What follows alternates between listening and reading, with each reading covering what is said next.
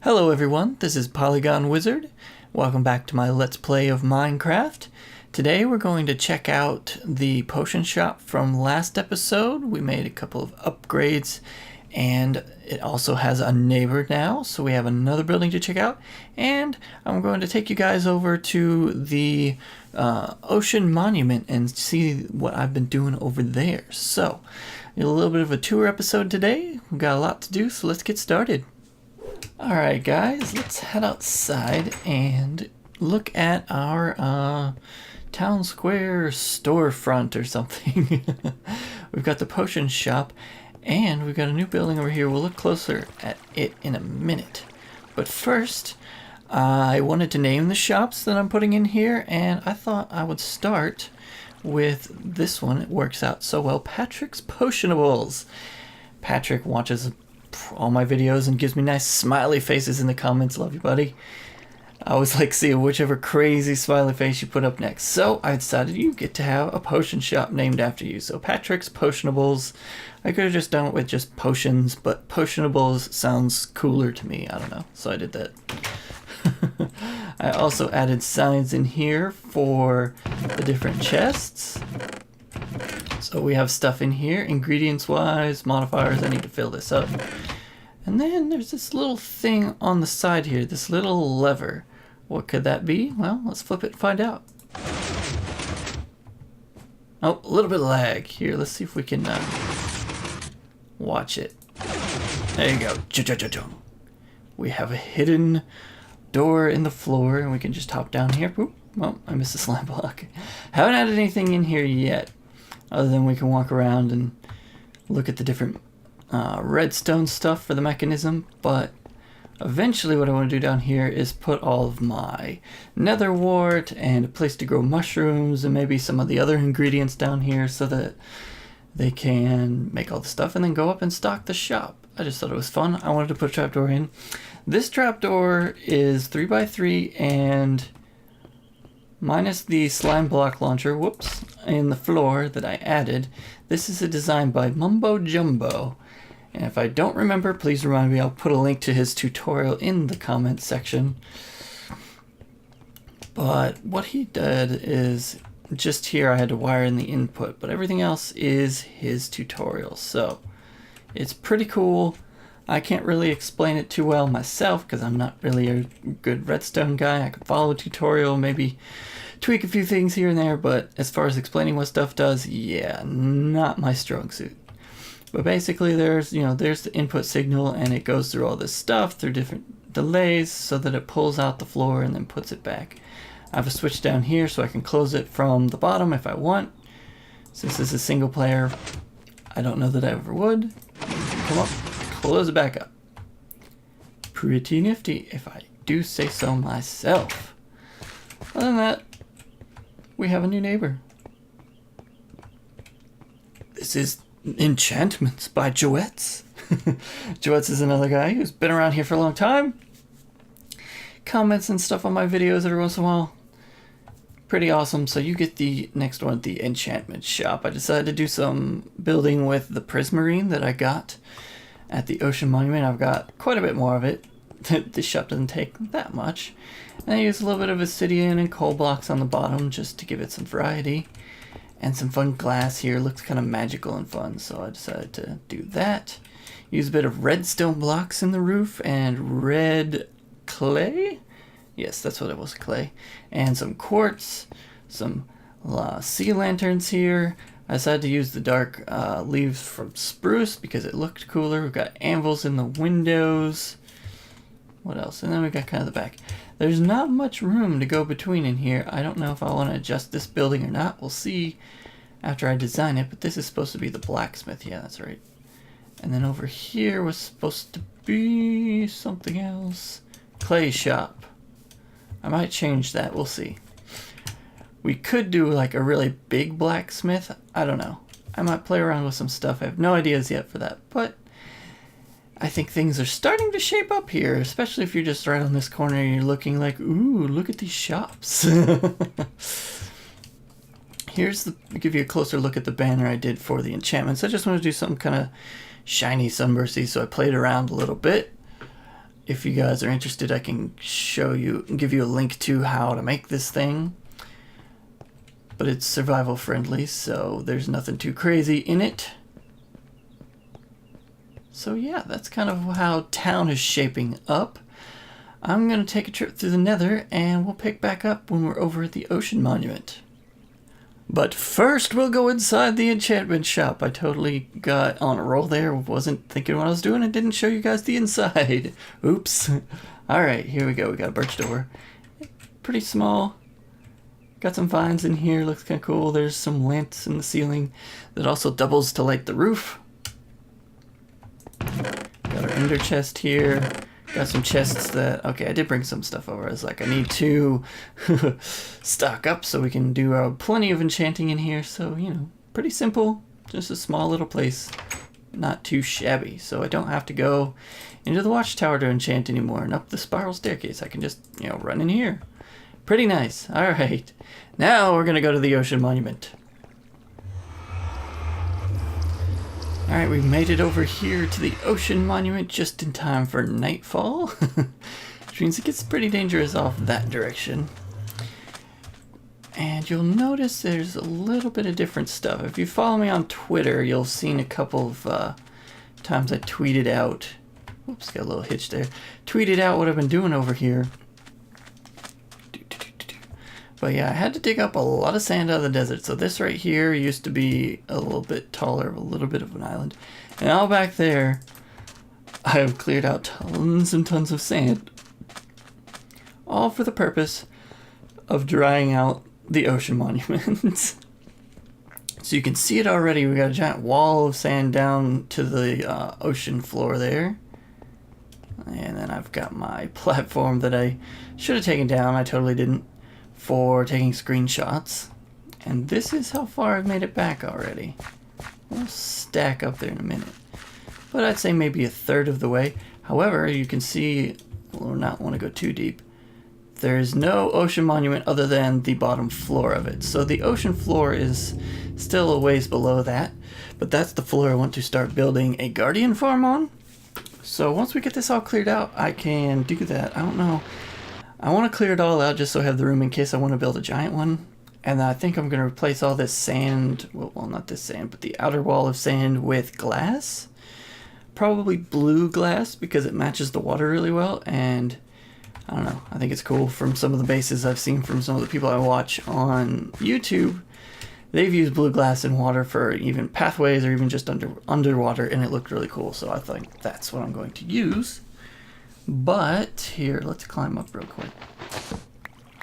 If you guys watch Doc M77 like I do, then you'll know his world tour, which is his single player stuff. He has kind of a base built up around where an ocean monument used to be. And when he was clearing it out, he left it there and he used sponges and sand and stuff, but down just to the monument to clear it out. And then when he was mining, it was making a mess because there's all the water that's still inside. So I didn't want to do that. So I did a bunch of... I've made tons of invisibility potions and water breathing potions. And since I've got my nice armor that lets me just, you know, mine things underwater at normal speeds, then I just went and used my pickaxe and cleared it all out first so that I can just go straight down with sand and clear it out. So I've got a little water thing here, and we're going to replace that here in a minute. But as you can see, this is a big job. Like, I cleared out this much to here, and having done it myself, I know that it took forever to do. But if you didn't, you might just be like, well, that's not that much. But what you gotta realize is you have to drop sand for each one of these. And what I do is I like go about 5 or 6 blocks out, make a line, segment it into a few blocks, and then I have to fill those in and then dig down, use torches to make all the sand go away. Don't do the wrong wall and let the water in. I've done that once or twice. And then slowly it goes. Like, the digging out of the sand is the fast part. It's the dropping it in that's slow because you have to wait for it to go. That's even faster than you can drop it. So if I had a lot of sponges, it would be faster, but I only have like 3 from doing this monument. I toyed with the idea of going to another monument that I had found while exploring that's way further away than this one was and see if I'd get more sponge, but I might only get a couple more, so I just haven't done that. I was like, yeah, I've got sand.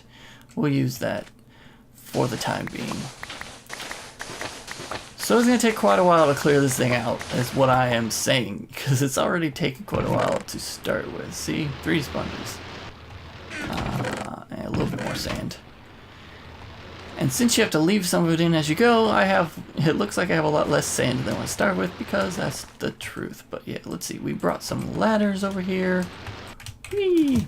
Because climbing that water stream works, and I didn't have any ladders or much wood at the time, so I couldn't build some. But man, ladders are so much faster than swimming up that thing. So we're going to add some ladders to this. We'll leave the water there though, just because it's a nice drop for jumping down. So we got ladders, whoops. And we'll just get a little bit of sand here, and I'll show you how slow this goes. Whoops, this place needs some. About there.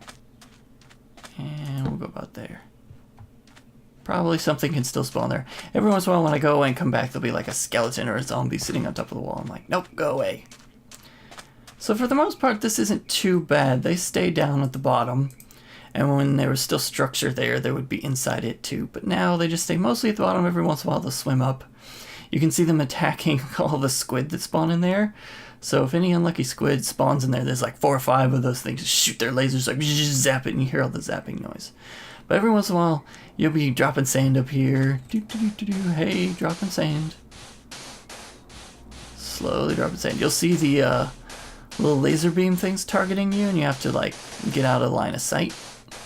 This is actually going quicker. Sometimes I don't know if it's just like my game is lagging a bit, but it'll be like more this slow to place this thing, sand. So I don't know.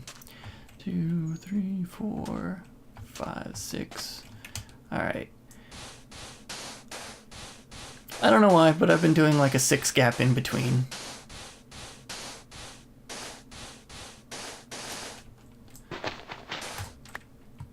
Like that, and then you just kind of use shift like you're on the edge of something, because you are, even though there's water there, and just place blocks, and then place more blocks, and then place more blocks. If you're trying to do this in one of your worlds, I definitely suggest putting some music on at the same time, or if you have like another monitor or something, put like a stream on or something, so that you have something to distract you while you're doing this, because it's pretty mindless. You're just like, placing blocks. And we're out. I usually fill up my entire inventory when I'm doing this. There you go, you can kind of see the squids getting targeted. Poof, they're gone. There's another one. Zzz. Here. Get down here where you can see it a little better. I have a screenshot I took of one kind of like that, but it was more surrounded on all sides.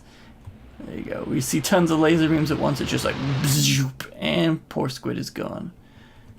So when I was still like mining out the ocean monument down there, I picked up a decent amount of ink sacs just from them zapping squid while I was working. It was pretty fun. So we're going to put these ladders in here in case I want them later on one of the other walls. Ha, there you go. No tiny stacks.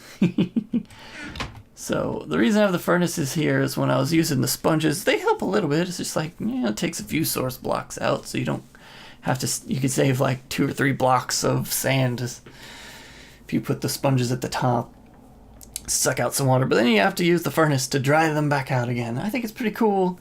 If I had more of them, it would be much bigger help, but only having 3, it's kind of like, well, It's a little bit, it puts a tiny dent in it. So that is all.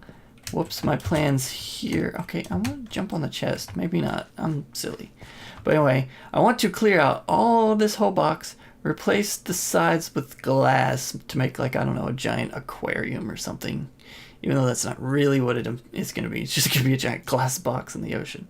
And then we're going to build, in here, we're going to build some spawning platforms. If you use open fence gates underneath water, and I have to double check this. I don't think there's any other weird trick to it. But anyway, from some of the farms I've seen, they use fence gates that are open so that they spawn and guardians will fall through, and then you send them down through to some sort of system to kill them and get their drops. Which are these prismarine shards. The little, I don't have any in this chest. We'll head back. I think I have some in my chests near the portal. I still have a lot of actual prismarine blocks up here that I haven't transferred back to the base yet. But they drop fish, like raw fish. They will drop those shards that are little triangles, and then the one that looks like 3 little glowy pearls or something. I forget what that block is called. We'll find out shortly.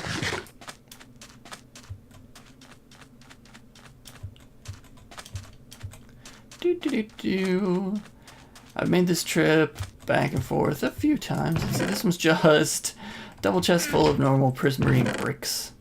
Then we have a little bit of dark prismarine left over. There's more at the base, and mostly, I think this is most of my supply of this kind. I'd get a lot more if I mined out that floor in there, but I want to use the prismarine as building blocks here for the farm, so that's why I'm leaving them kind of here.